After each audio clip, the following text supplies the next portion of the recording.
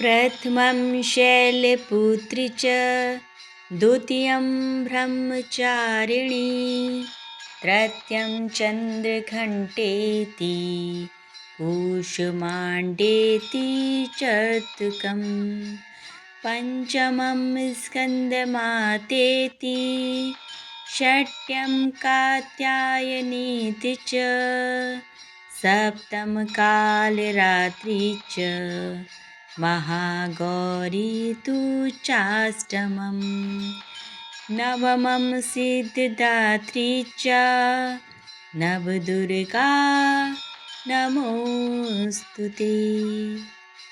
ॐ सर्वमाङ्गल्यमाङ्गल्ये शिवे सर्वार्धकसाधिके शरणे त्र्यम्बके गौरी नारायणी नमोस्तुते। या देवी सर्वभूतेषु मा चन्द्रघण्टारूपेण संस्थिता नमस्तस्यै नमस्तस्यै नमस्तस्यै नमो नमः। प्रिय भक्तगणों, आज चैत्र नवरात्रि का तीसरा दिन है। नवरात्रि का तीसरा दिन माँ चंद्रघंटा की पूजा कर उन्हें प्रसन्न किया जाता है। माता चंद्रघंटा को कल्याणकारी और शांतिदायक का रूप मानते हैं। माता के मस्तक पर घंटे के आकार का आधा चंद्रमा चिन्हित है। यही कारण है कि माँ को चंद्रघंटा कहते हैं। माँ चंद्रघंटा की पूजा करने से न केवल रोगों से मुक्ति मिल सकती है, बल्कि माँ प्रसन्न होकर सभी कष्टों को हर लेती हैं। ऐसे में यदि आप तीसरी नवरात्रि का व्रत रख रहे हैं तो माँ चंद्रघंटा की पूजा विधि और कथा के बारे में ज़रूर जानें। आज की इस वीडियो में हम इसी विषय पर बताएंगे। आज हम आपको इस वीडियो के माध्यम से बताएंगे कि माँ चंद्रघंटा की व्रत कथा क्या है, साथ ही पूजन विधि के बारे में भी बताएंगे। माँ चंद्रघंटा की पूजन विधि। पूजा शुरू करने से पहले माता को केसर और केवड़ा जल से स्नान कराना ज़रूरी है। उसके बाद सुनहरे रंग के वस्त्र पहनाकर कमल और पीले गुलाब के फूल अर्पण करें, साथ ही माला भी चढ़ाएं। आप पंचामृत, मिश्री और मिठाई आदि से भोग लगाकर उनके मंत्रों का जाप करें। या देवी सर्वभूतेषु चन्द्रघण्टारूपेण संस्थिता नमस्तस्यै नमस्तस्यै नमस्तस्यै नमो नमः। 9 दिनों की नवरात्रि के दौरान माँ दुर्गा के अलग अलग स्वरूप की पूजा की जाती है। हर रूप की अपनी अलग अलग कहानी और वजह है। गुरुवार को नवरात्रि का तीसरा दिन है और यह माँ चंद्रघंटा को समर्पित किया गया है। लेकिन शायद ही कोई जानता हो कि माँ को यह नाम कैसे और क्यों दिया गया। तो चलिए जानते हैं जगत जननी ने माँ चंद्रघंटा का रूप क्यों धरा, इसके पीछे की क्या कहानी है। प्रिय भक्तगणों, इस वीडियो में हम जानेंगे कैसा है माँ चंद्रघंटा का स्वरूप, क्यों की जाती है माँ चंद्रघंटा की पूजा, कैसे मिला दुर्गा जी को माँ चंद्रघंटा का नाम।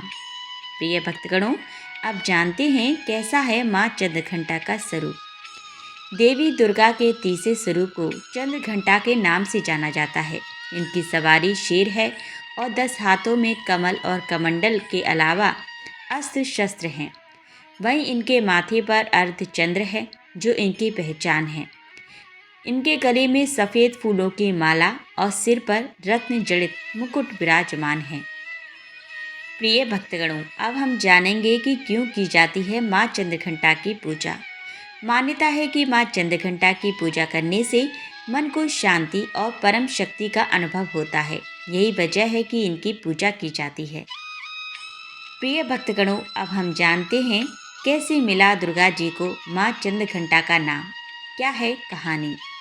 पौराणिक कथाओं के अनुसार देवी दुर्गा ने माँ चंद्रघंटा का रूप तब धारण किया था जब महिषासुर नाम के दैत्य का आतंक स्वर्ग पर बढ़ने लगा था। बहुत समय तक महिषासुर का आतंक और भयंकर युद्ध देवताओं के साथ चल रहा था। क्योंकि महिषासुर देवराज इंद्र का सिंहासन हासिल करना चाहता था और स्वर्गलोक पर अपना आधिपत्य जमाना चाहता था। जब देवताओं को इसका पता चला तो सभी परेशान हो गए और भगवान ब्रह्मा, विष्णु और महेश के पास पहुँचे। त्रिदेवों ने जब देवताओं की बात सुनी तो उन्हें बहुत क्रोध आया। कहा जाता है कि इसी क्रोध से त्रिदेवों के मुख से एक ऊर्जा निकली और उसी ऊर्जा से एक देवी अवतरित हुई जिनका नाम माँ चंद्रघंटा है। देवी को भगवान शंकर ने अपना त्रिशूल, विष्णु जी ने अपना चक्र, इंद्र ने अपना घंटा, सूर्य ने अपना तेज प्रदान किया। इसके बाद माँ चंद्रघंटा ने महिषासुर का वध कर देवताओं और स्वर्गलोक की रक्षा की। प्रिय भक्तगणों, अब हम जानेंगे ऐसे पड़ा माँ चंद्रघंटा का नाम। देवी दुर्गा के माँ चंद्रघंटा स्वरूप के मस्तक पर घंटे के आकार का आधा चंद्र है, इसीलिए इन्हें चंद्रघंटा के नाम से जाना जाता है। प्रिय भक्तगणों, आज हम चैत्र नवरात्रि के तीसरे दिन ध्यानु भगत की कथा सुनेंगे। ध्यानु भगत यह एक ऐसा शब्द है जो हर किसी देवी भक्त को पता है। जब भी हम माता ज्वाला देवी का ध्यान करते हैं तब हमारे मन में ध्यानु भगत की छवि भी आती है। आज की इस वीडियो में मैं ध्यानु भगत की कथा को सुनाने जा रही हूँ। ध्यानु भगत का जन्म एक गरीब परिवार में हुआ था। उनके जन्म लेते ही ध्यानु भगत के माता पिता स्वर्गलोक को सिधार गए। इस बात पर सारे गांव वाले ध्यानु भगत को मनहूस कहने लगे। कोई भी ध्यानु के साथ नहीं खेलता था। माता पिता का देहांत हो जाने के कारण ध्यानु भगत का पालन पोषण एक पंडित ने करा। वह पंडित ज्वाला माता का अनंत उपासक था। उनकी अनन्य भक्ति का ही परिणाम था जो ज्वाला माँ की कृपा ध्यानु भगत पर इतनी थी। जब ध्यानु ने पंडित से अपनी माँ के विषय में पूछा तब वह पंडित कहता, तेरी माँ तो साक्षात ज्वाला माँ है। पंडित जी की यह बात सुनकर ध्यानु एक बार माता रानी की शरण में बैठ गया और सच्चे मन से माता को पुकारते हुए कहने लगा, हे माता, मेरे बाबा कहते हैं कि आप मेरी जननी हैं। यदि यह सच है तो आप मुझसे मिलने क्यों नहीं आती, मुझे अपने सीने से क्यों नहीं लगाती। हे देवी, कृपा कर यदि तुम मेरी माता हो तो मुझे सीने से लगाओ। मैं माता का सुख भोगना चाहता हूँ। अपने बालक की पुकार सुन जगत जननी माता ज्वाला माँ अपने पुत्र के सम्मुख प्रकट हुई और ध्यानु को अपने सीने से लगा लिया। समय बीता और अब वह नन्हा सा बालक बड़ा हुआ। ज्वाला देवी की विशेष कृपा ध्यानु पर थी। माता के आशीर्वाद से ध्यानु हर किसी के कष्टों को हरता था। माता के जगराते वह यथाशक्ति करवाता था। उसकी भक्ति इतनी थी कि जब वो एक बार भी जय माता दी बोलता था तभी अंधे को आँख मिल जाती थी, गूंगे को जुबान मिलती थी। देवी माँ की असीम कृपा से ध्यानु हर किसी के दुखों का निवारण करता था। उसे किसी से भी कोई वैर नहीं था। हर किसी स्त्री में ध्यानु अपनी माता अथवा अपनी बहन के रूप में देखता था। एक बार ध्यानु समस्त गांव वालों के साथ माता ज्वाला देवी के दर्शन के लिए जा रहा था।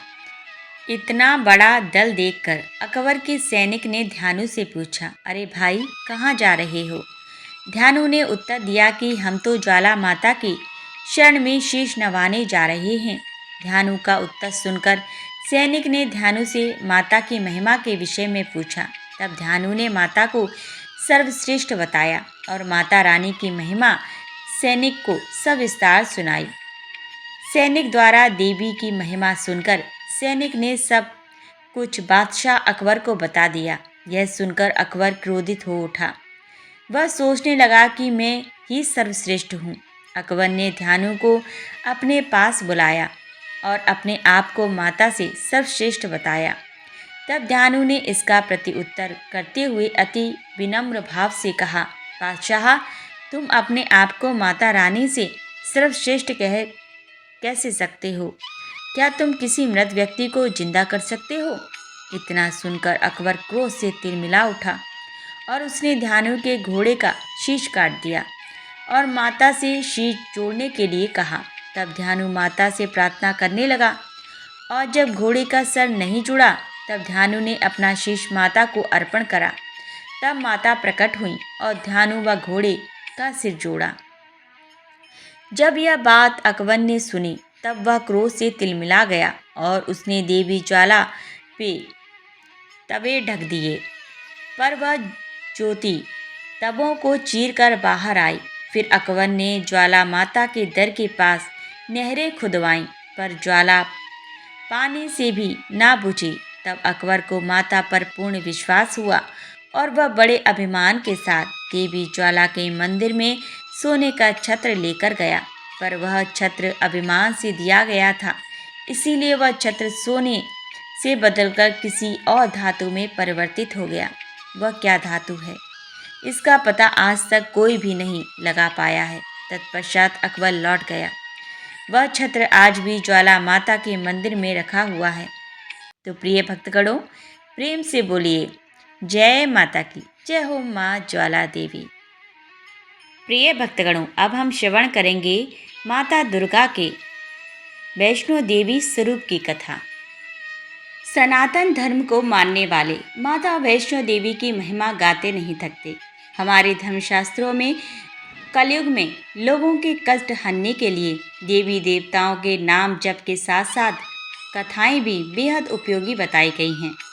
स्थान और काल में भेद की वजह से कथाओं में भी कुछ अंतर पाए जाते हैं।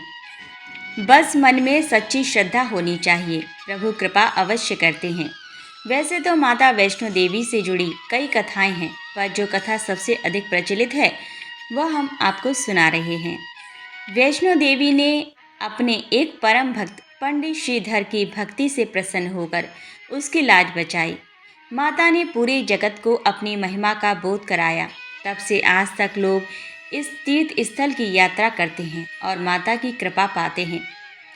कटरा से कुछ दूरी पर स्थित हंसाली गांव में मां वैष्णवी के परम भक्त श्रीधर रहते थे। वे निसंतान होने से दुखी रहते थे।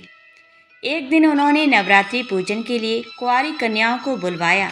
मां वैष्णो कन्या वेश में उन्हीं के बीच आ बैठी। पूजन के बाद सभी कन्याएं तो चली गईं, पर मां वैष्णो देवी वहीं रहीं और श्रीधर से बोलीं, सबको अपने घर भंडारे का निमंत्रण दे आओ। श्रीधर ने उस दिव्य कन्या की बात मान ली और आसपास के गांवों में भंडारे का संदेश पहुंचा दिया। वहां से लौटकर आते समय गुरु गोरखनाथ व उनके शिष्य बाबा भैरवनाथ जी के साथ उनके दूसरे शिष्यों को भी भोजन का निमंत्रण दिया। भोजन का निमंत्रण पाकर सभी गांववासी अचंभित थे कि वह कौन सी कन्या है जो इतने सारे लोगों को भोजन करवाना चाहती है। इसके बाद श्रीधर के घर में अनेक गांववासी आकर भोजन के लिए जमा हुए। तब कन्या रूपी मां वैष्णो देवी ने एक विचित्र पात्र से सभी को भोजन परोसना शुरू किया। भोजन परोसते हुए जब वह कन्या भैरव नाथ के पास गई तब उसने कहा कि मैं तो खीर पूड़ी की जगह मांस खाऊंगा और मदिरा पान करूंगा। तब कन्या रूपी मां ने उसे समझाया कि ये ब्राह्मण के यहाँ का भोजन है, इसमें मांसाहार नहीं किया जाता। किंतु भैरवनाथ ने जानबूझकर अपनी बात पर अड़ा रहा। जब भैरवनाथ ने उस कन्या को पकड़ना चाहा तब मां ने उसके कपट को जान लिया। मां वायु रूप में बदलकर त्रिकुटा पर्वत की ओर उड़ चली। भैरवनाथ भी उनके पीछे गया।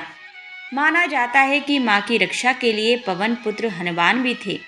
हनुमान जी को प्यास लगने पर माता ने उनके आग्रह पर धनुष से पहाड़ पर बाण चलाकर एक जल धारा निकाली और उस जल में अपने केश धोए। आज यह पवित्र जलधारा बाण गंगा के नाम से जानी जाती है। इसके पवित्र जल को पीने या इसमें स्नान करने से श्रद्धालुओं की सारी थकावट और तकलीफें दूर हो जाती हैं। इस दौरान माता ने एक गुफा में प्रवेश कर 9 माह तक तपस्या की। भैरवनाथ भी उनके पीछे वहां तक आ गया। तब एक साधु ने भैरवनाथ से कहा कि तू जिसे एक कन्या समझ रहा है वह आदि शक्ति जगदम्बा है, इसीलिए उस महाशक्ति का पीछा छोड़ दे। भैरवनाथ ने साधु की बात नहीं मानी। तब माता गुफा की दूसरी ओर से मार्ग बनाकर बाहर निकल गई। यह गुफा आज भी अर्धकुमारी या आदिकुमारी या गर्भजून के नाम से प्रसिद्ध है। अर्धकुमारी के पहले माता की चरण पादुका भी हैं। यह वह स्थान है जहाँ माता ने भागते भागते मुड़कर भैरवनाथ को देखा था। गुफा से बाहर निकलकर कन्या ने देवी का रूप धारण किया। माता ने भैरवनाथ को चेताया और वापस जाने को कहा, फिर भी वह नहीं माना। माता गुफा के भीतर चली गई। तब माता की रक्षा के लिए हनुमान जी गुफा के बाहर थे और उन्होंने भैरवनाथ से युद्ध किया। भैरव ने फिर भी हार नहीं मानी। जब वीर लंगुर निढाल होने लगा तब माता वैष्णवी ने महाकाली का रूप लेकर भैरवनाथ का संहार कर दिया। भैरवनाथ का सिर कटकर भवन से 8 किलोमीटर दूर त्रिकूट पर्वत की भैरव घाटी में गिरा। उस स्थान को भैरवनाथ के मंदिर के नाम से जाना जाता है। जिस स्थान पर मां वैष्णो देवी ने हटी भैरवनाथ का वध किया, वह स्थान पवित्र गुफा अथवा भवन के नाम से प्रसिद्ध है। इसी स्थान पर मां महाकाली, मां महासरस्वती और मां महालक्ष्मी पिंडी के रूप में गुफा में विराजमान हैं। इन तीनों के सम्मिलित रूप को ही मां वैष्णो देवी का रूप कहा जाता है। कहा जाता है कि अपने वध के बाद भैरवनाथ को अपनी भूल का पश्चाताप हुआ और उसने मां से क्षमा दान की भीख मांगी। माता वैष्णो देवी जानती थी कि उन पर हमला करने के पीछे भैरव की प्रमुख मंशा मोक्ष प्राप्त करने की थी। उन्होंने न केवल भैरव को पुनर्जन्म के चक्र से मुक्ति प्रदान की, बल्कि उसे वरदान देते हुए कहा कि मेरे दर्शन तब तक पूरे नहीं माने जाएंगे जब तक कोई भक्त मेरे बाद तुम्हारे दर्शन नहीं करेगा। उसी मान्यता के अनुसार आज भी भक्त माता वैष्णो देवी के दर्शन करने के बाद करीब 2.25 किलोमीटर की खड़ी चढ़ाई करके भैरवनाथ के दर्शन करने जाते हैं। इस बीच वैष्णो देवी ने 3 पिंड सहित एक चट्टान का आकार ग्रहण किया और सदा के लिए ध्यान मग्न हो गई। इस बीच पंडित श्रीधर अधीर हो गए। वे त्रिकुटा पर्वत की ओर उसी रास्ते आगे बढ़े जो उन्होंने सपने में देखा था। अंततः वे गुफा के द्वार पर पहुँचे। उन्होंने कई विधियों से पिंडियों की पूजा को अपनी दिनचर्या बना लिया। देवी उनकी पूजा से प्रसन्न हुई। वे उनके सामने प्रकट हुईं और उन्हें आशीर्वाद दिया। तब से श्रीधर और उनके वंशज देवी माँ वैष्णो देवी की पूजा करते आ रहे हैं। आज भी 12 मास वैष्णो देवी के दरबार में भक्तों का तांता लगा रहता है। सच्चे मन से याद करने पर माता सबका बेड़ा पार लगाती हैं। तो प्रिय भक्तगणों, प्रेम से बोलिए जय माता दी। ओम नमः शिवाय। हर हर महादेव। प्रिय भक्तगणों, अब हम श्रवण करेंगे माँ चंद्रघंटा की आरती। जय माँ चंद्रघंटा सुखधाम, पूर्ण की जो मेरे काम।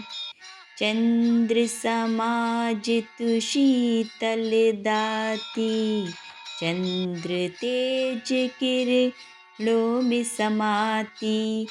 मन की मालक मन भाती हो, चंद्रघंटा तुम बर दाती हो।